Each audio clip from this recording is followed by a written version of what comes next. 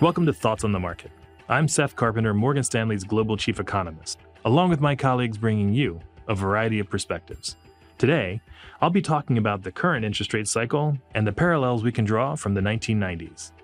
It's Monday, April 8th at 10 a.m. in New York. Last year, we reiterated the view that the 1990s remain a useful cycle to consider for understanding the current cycle. Our European equity strategy colleagues shared our view, and they've used that episode to inform their out-of-consensus bullish initiation on European equities in January. No two cycles are identical, but as we move closer to a Fed cut, we reassess the key aspects of that comparison. We had previously argued that the current interest rate cycle and the mid-90s cycle differ from the intervening cycles because the goal now is to bring inflation down rather than preventing it from rising. Of course, inflation was already falling when the 1994 cycle started, in part because of the recession in 1991.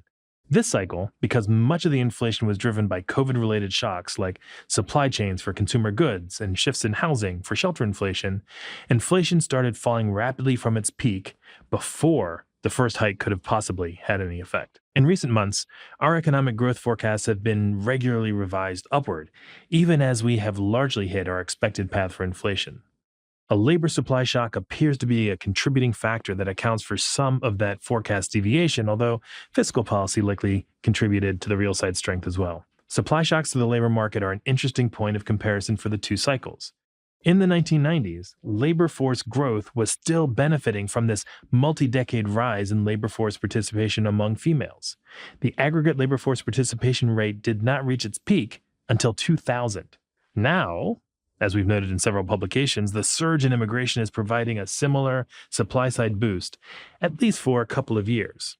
But the key lesson for me for the policy cycle is that monetary policy is not on a preset, predetermined course, merely rising, peaking, and then falling. Cycles can be nuanced. In 1994, the Fed hiked the funds rate to 6%, paused at that peak, and then cut 75 basis points over 1995 and 1996. After that, the next policy move was actually a hike, not a cut.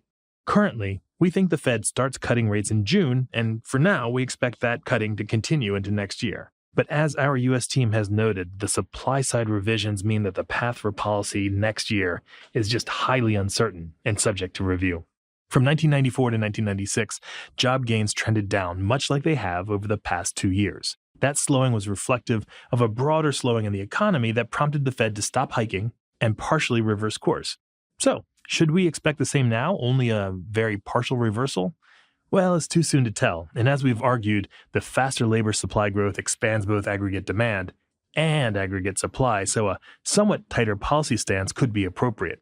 In 1996, inflation stopped falling and subsequently rose into 1997, and it was that development that supported the Fed's decision to maintain their somewhat restrictive policy.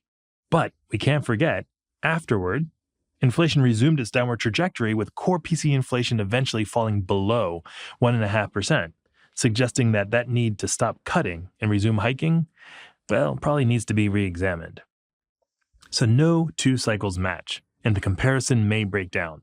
To date, the rapid hikes, pause, and pivot, along with a seeming soft landing, keeps that comparison alive. The labor supply shock parallel is notable, but it also points to what might be, just might be another possible parallel.